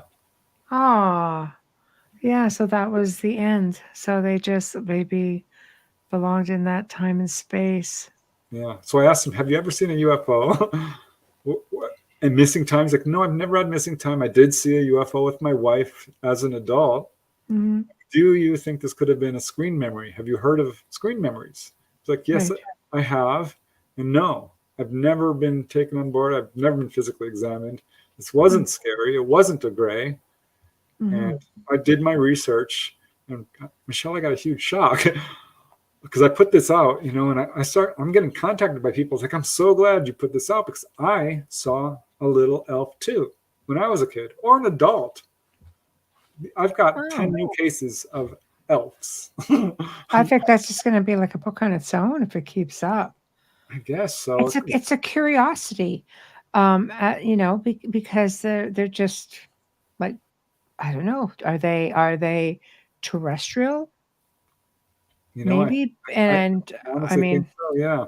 Because Kat says, I wonder why they couldn't leave. Why could they not give up their space, or why would they not give it up? Yeah, well, I suspect that they lived in that area. Yeah. They were bound. I don't want to say bound to it, but I couldn't tell you. They did not say. Right. I found a bunch of cases. This is dimensional. Yeah. Yeah. Because I've talked to people who've seen fairies before. And I'm like, fairy? Okay, right. Sure you did. But after hearing it like 3 or 4 times, like, gosh, maybe this is real. Mm-hmm. Several of these are contactees. Mm-hmm. Yeah. Wow. And I found a bunch of elf cases in Colorado in that area. Like, oh my God, this is insane. Yeah. Upstate New York has a bunch. There's certain areas where it's wilderness. You remote view, you can see things like fairies. You could see them, and that they're residing around. But it's very curious to me. I mean, I could see why they would show themselves to children because of the innocence, but to just you're taking a chance with adults because they're just little guys, 4 feet. Llewellyn ended up writing all these books about spirituality and enlightenment and consciousness, which were very well received. I mean, they did well. Right. So he's guessing that was an influence for sure. Oh, wow. I think you should do a book just on that if you get enough stories, because it's a whole other thing altogether. Yeah. It's curiosity. It's bending my brain a little bit because, I did look into the fairy lore of Ireland, but I thought this was something from the past that we've kind of grew out of. Right. But they went away because it's got to be so technological here. But nope, they're still here. There are so many stories from ancient cultures about fairies and druids and pagans and how they were very, very active, in human life. And it wasn't until religion came into play where they started spinning things around to make it look like they were more of an enemy.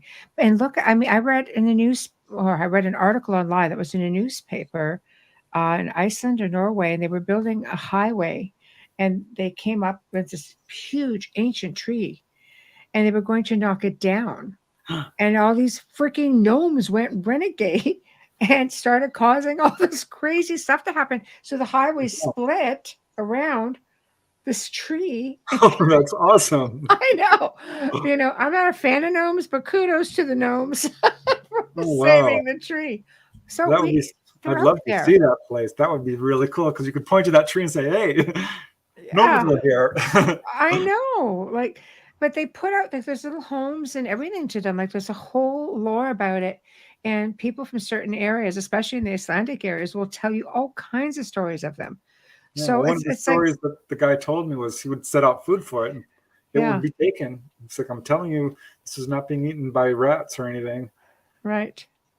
Yeah. I'd be like, So I don't know. It's fascinating. Okay, demon story next. All right. This is a story about a demonic hairy dwarf. I don't know what the heck this is, honestly. But here, let me pull up this guy. This is the guy who contacted me from England, actually. Okay. And his name is Andy Daly. He heard me on a podcast. He says, I really want to tell my story. You can use my name. Okay. I think it's important people know that this sort of thing can happen. And he had an angelic encounter. He's had ET encounters and this weird a ghost encounter. He's got the whole lineup gambit of strangeness. But he's just a little boy, right? And in Warwickshire, England, and it's his birthday. He's 8 years old, and it's very, very early in the morning, so he couldn't sleep. He had new toys, and he's playing with his toys, and he is lonely a little bit, so he decides he's gonna go wait in his dad's room until his dad wakes up. Just go lie down next to him. Right. And so he does this. The door is already a little bit open. It's ajar to his dad's room. Goes, lays next to his dad, and had just laid down when he saw this shadow on the wall coming from the doorway. And it's a short little shadow. He's like, huh. And it's jiggling the doorknob, which is weird because the door is already open.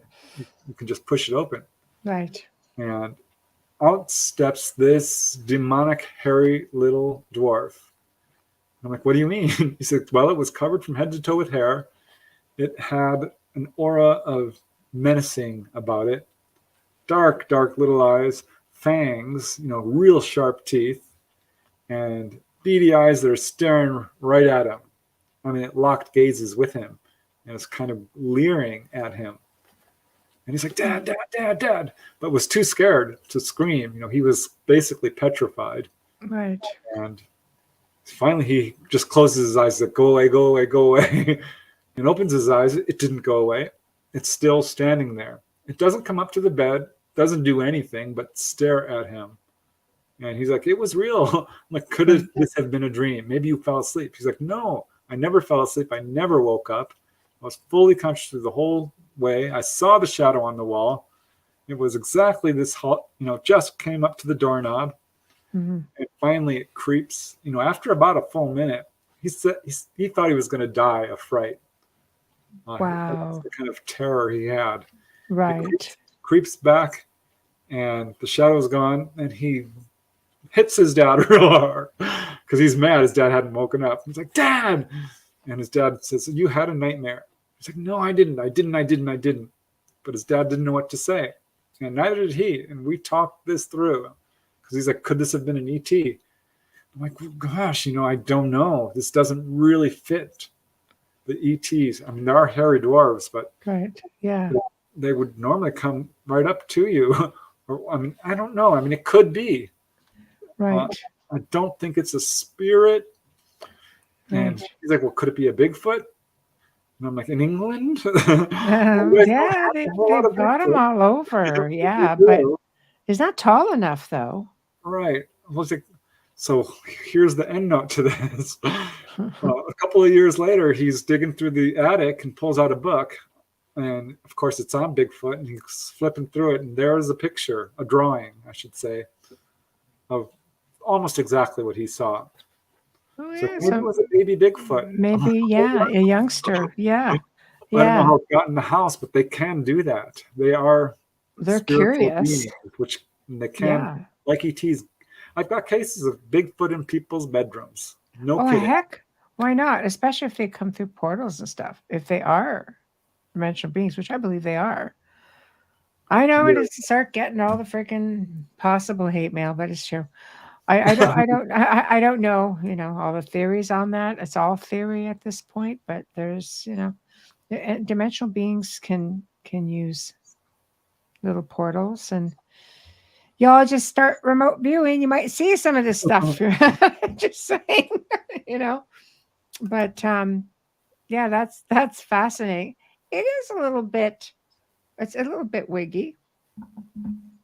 It's strange, and he ended up having an angelic encounter, which was kind of interesting, which changed his life. He had a son who was born premature and needed operations and wasn't likely to survive.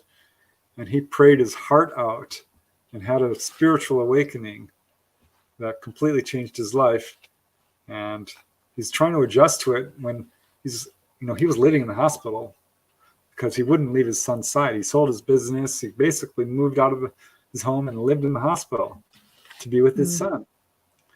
And he got this spiritual awakening that he knew his son was going to live. But now his whole belief system shattered, right? Yeah. And in walks this nurse. And she says, "I'd like to pray with you. Is that okay?" She says, "I would like that." And they prayed for an hour, and he thought this was just the loveliest thing because the nurses were, while nice, hadn't really taken that extra step to do that before. Right. And he said, "Thank you." He says, "This is my gift to you," and gave him her Bible. And he said, "Thank you." And the next day, he's like, "Gosh, that nurse just went above and beyond. I need to get her some flowers." Right. Bought some flowers at the gift shop and goes to the nurse's station. He's like, "Who is that Asian-looking nurse? The really short Asian-looking nurse who came into my room." Right. And they looked at him like he's crazy.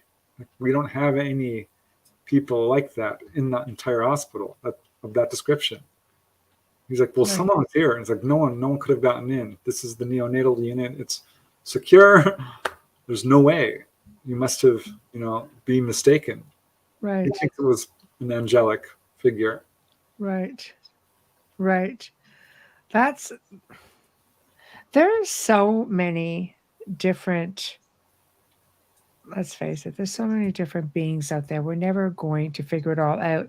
I find it extremely fascinating that you have groups of people from all over the world who have similar experiences with similar types of beings, and the stories just go and go and go, and they don't know each other. They don't.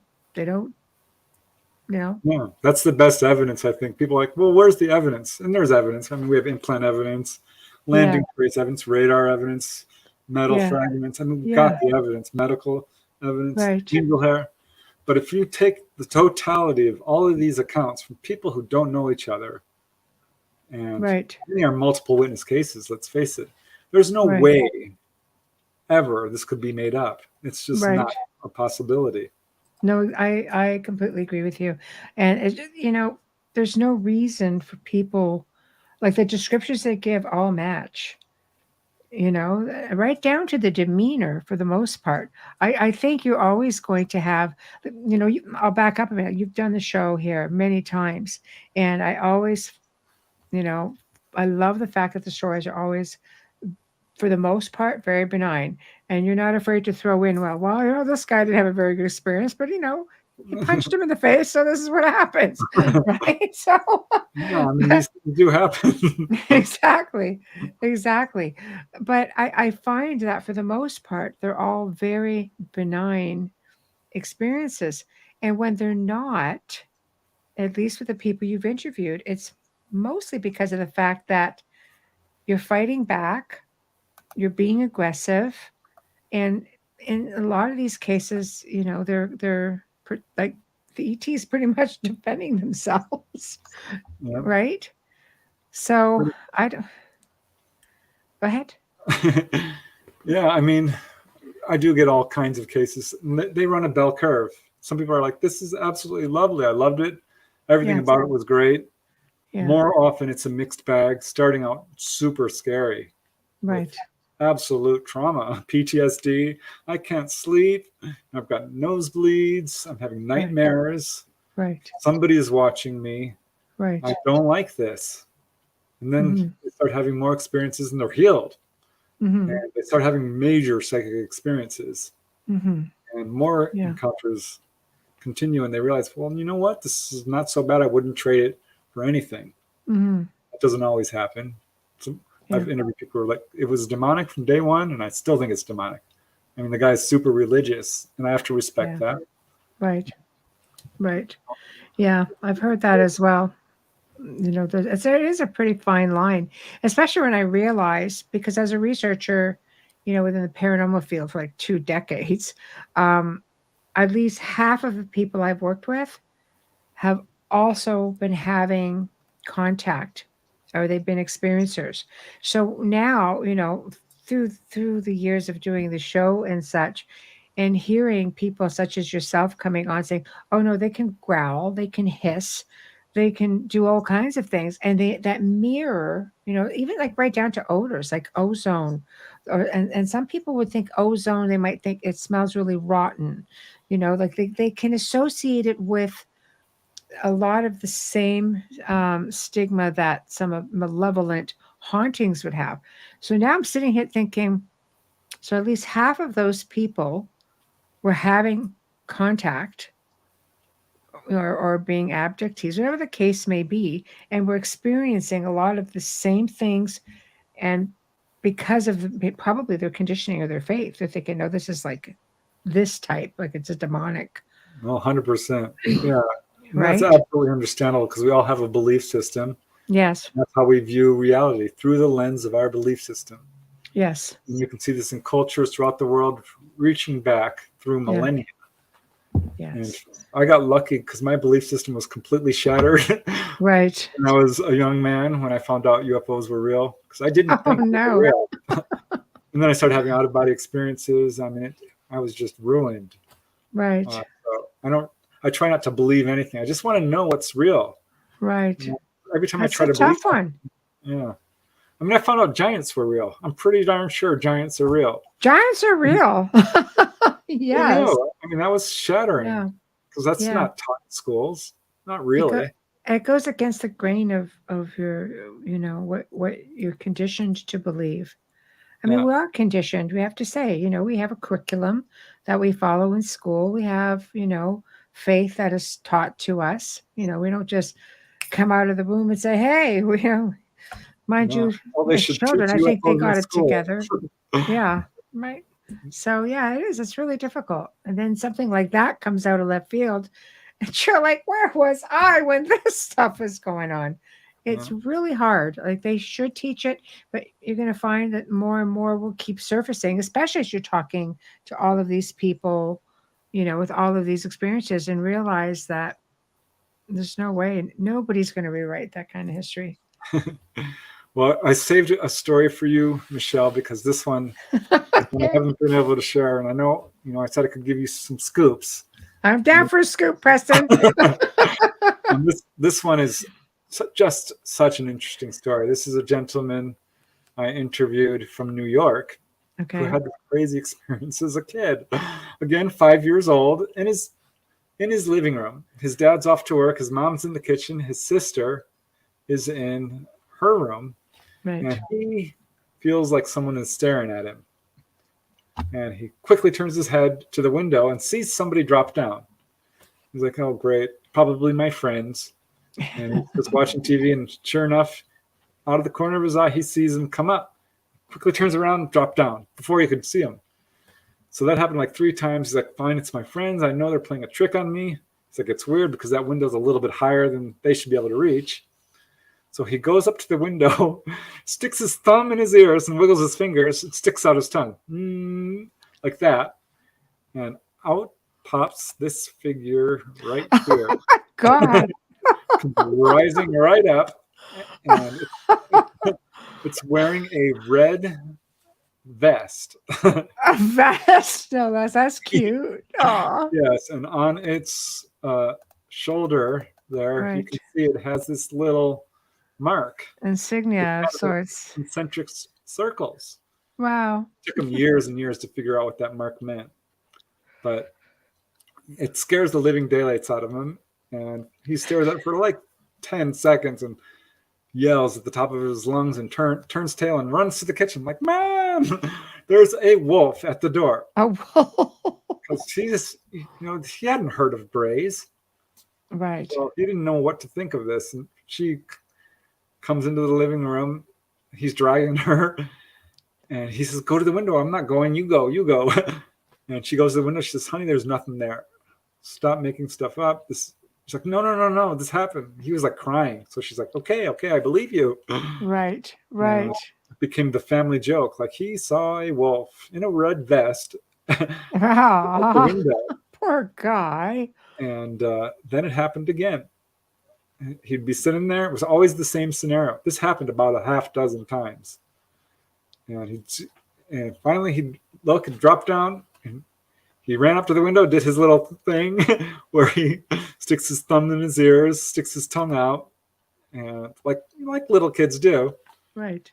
And this gray pops right up again, stares at him from a foot away. And he has a staring contest with this gray. And it's like, who's going to last longer? Well, of course, the gray always won. And the longest he ever lasted was about 30 seconds. Wow. Which is a long time. That is a long time. That's amazing for a 5-year-old to do that. Isn't that insane? That is insane. There's something wrong with that child. No, the fearless little boy. I know. His sister saw a gray coming out of his room, came right up to her and scooped her up, and she went running for the door, and it came and it knocked her out and put her back in bed. I talked to her about it. She thought it was a werewolf at first. And now they're bald, they're hairless. Wow. Oh my God. And finally, so his weird things were happening, right? He'd wake up, his mom would be staring at the wall in his room, just staring there. He's like, Mom, are you okay? Mom. And she'd wake up. She's like, what are you doing, Mom? She's like, nothing.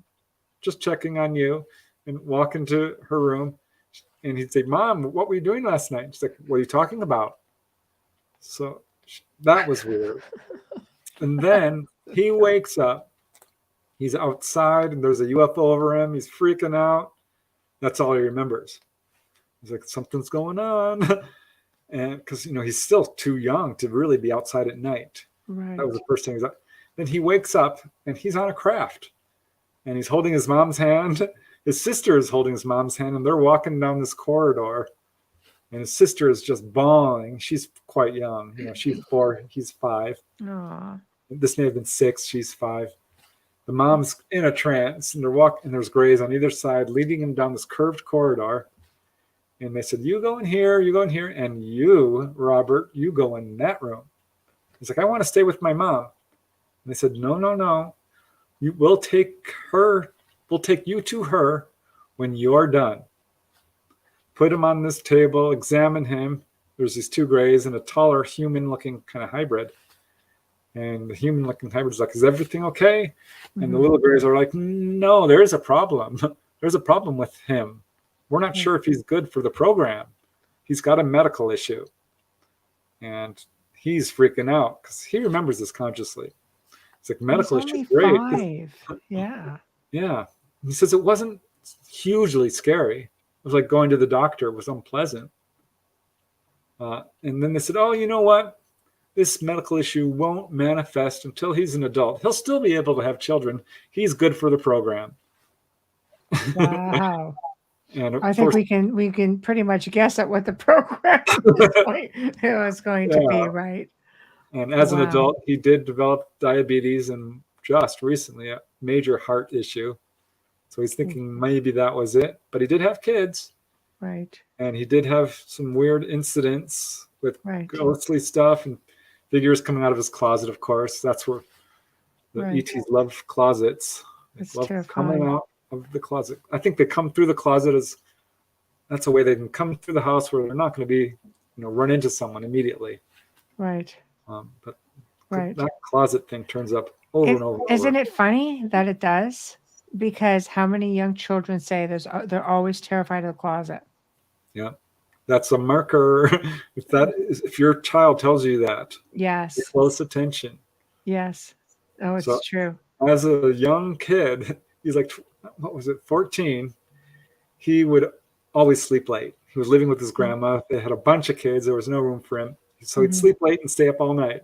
Right. And one day he wakes up super early. He's like, I'm taking the dog for a walk. And his grandma's like, what? What are you doing up? It's 8 o'clock. He's like, I'm taking the dog for a walk.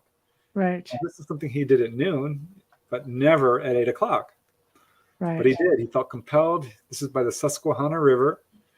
And was walking through the fields with his dog, and his dog barks. And there's this weird figure in a pink lycra jumpsuit.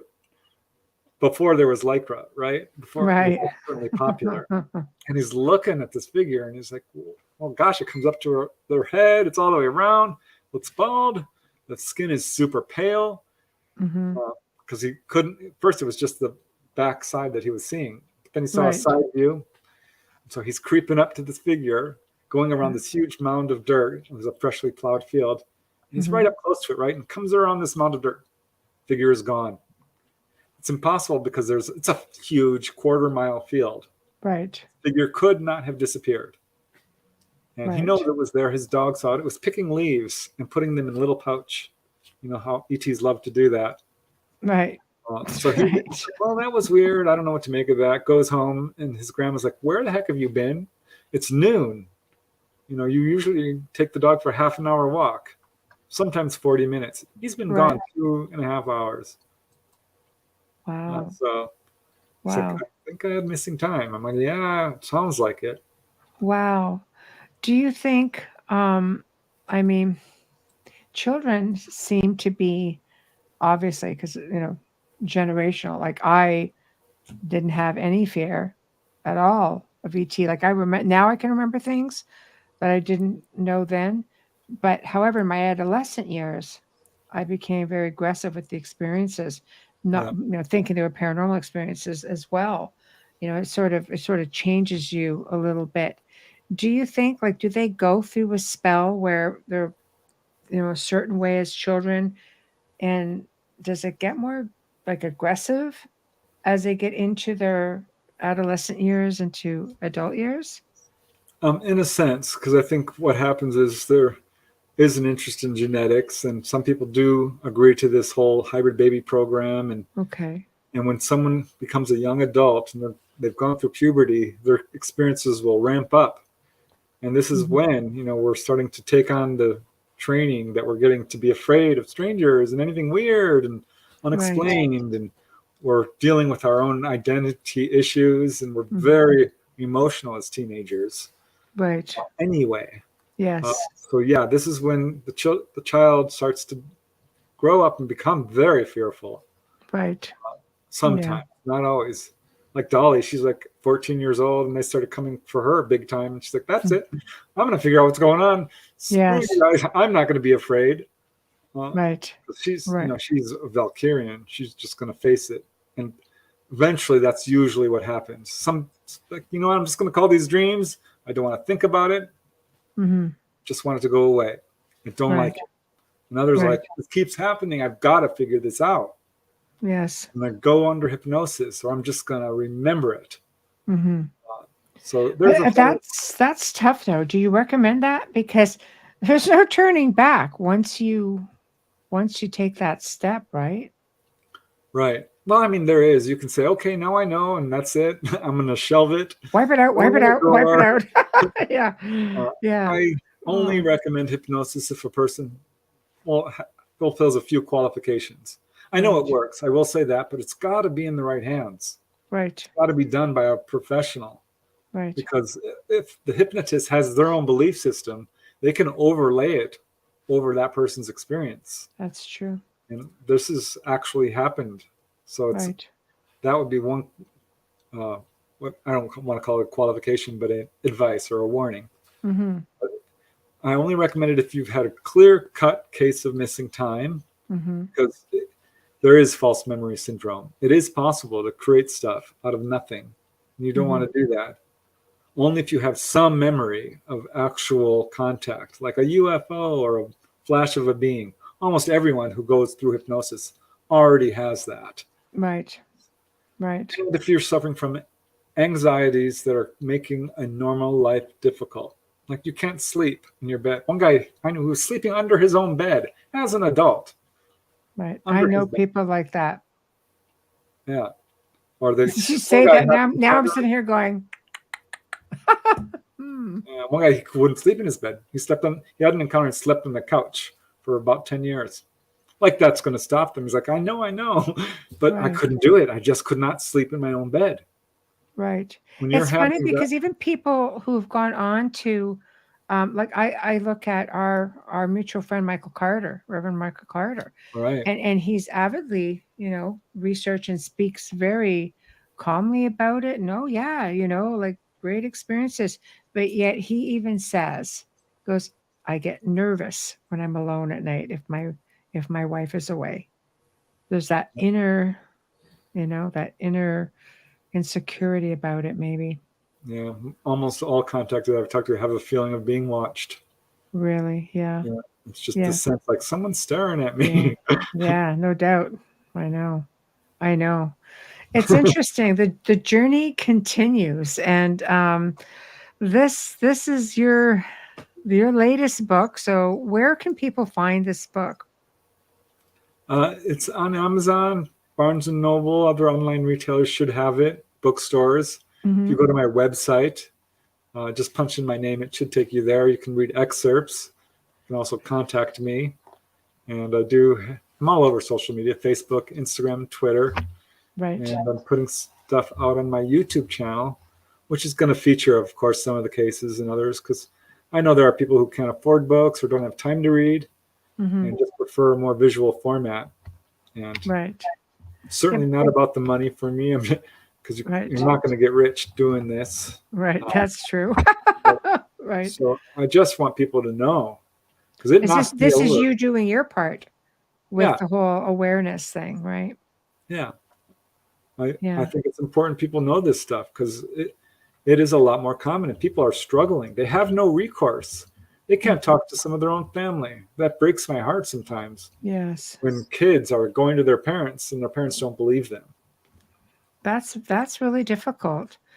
You end up having kids get themselves into some real trouble, and they develop that anxiety and that fear, and you have to listen to your kids. Not that kids can't be, they can weave a tale. Let's put it that way. But there's also a lot of truth to it. One thing I want to say real quick is, of course, one of the things I like about this book is it does feature cases from the U.S., but I've got cases in Canada, case from Argentina, case from Peru, case from France, case from England, Australia, all over the world. It's the coolest thing, because you get a little bit of a different cultural perspective from, say, a guy down in Argentina. Right. Which is awesome. And it just goes to show you that it comes from all walks of life. It doesn't matter if you're a doctor, or like you say, you're a mechanic, you're a housewife, you're a professional person, you're a child, you're an elderly person. It's happening to everybody. There's no prerequisite for who this happens to, aside from the fact that we're all meant to have these experiences. One lady was a waitress. There's a mechanic, bank manager, a pilot, all kinds of people from all walks of life. Right. It's very cool. And Dolly says it right. We're all one. Yep. Absolutely. You tell him, Dolly. Well, thank you for joining me tonight. I know Amelia just like, I miss Bubbles. Where's Bubbles? I know Bubbles isn't here. Bubbles is tending to her daughter, and that's okay. She'll be back next week, hopefully. Right. And I know she just really hated missing this, and extends her hellos and I'm sorry's, and but you're coming back on, I think, in November. Let me just go double check this. You are back on just November 29th. And for those listening, Dolly will be on November 2nd. Also, frequent flyer. I might have another book by that time. Well, the way you're going, I wouldn't be surprised if you did.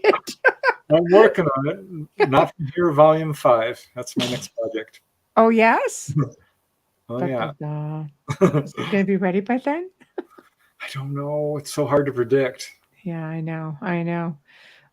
There's a lot that goes into it, and especially when you're dealing with so many people who are giving the stories, because I know you take great pride in how you tell the stories, and you're very, very careful with people, and you want them to feel good about what you write. Everyone, their chapter, we went over it. Everyone who's in this book got to go over it and make sure it was accurate. Right. So, yeah, exactly. And you're careful with people. And that's why they come to you. Right? So, well, thank you. I appreciate you spending a couple of hours with me. It's just been a perfect way to end a crazy day. And with that being said, everybody, thank you all in the chat room for tuning in tonight. And I love to see all this love for Preston. Yeah, we all love you, Preston. Yeah. So I love you all too. I know. Oh, it's always fantastic. I always love having you on. It's, like I say, open door policy.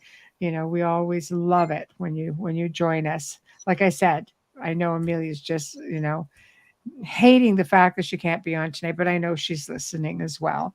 So everybody, thank you all for tuning in. Thank you to everybody in chat. You make it that much better, and we appreciate you so very much.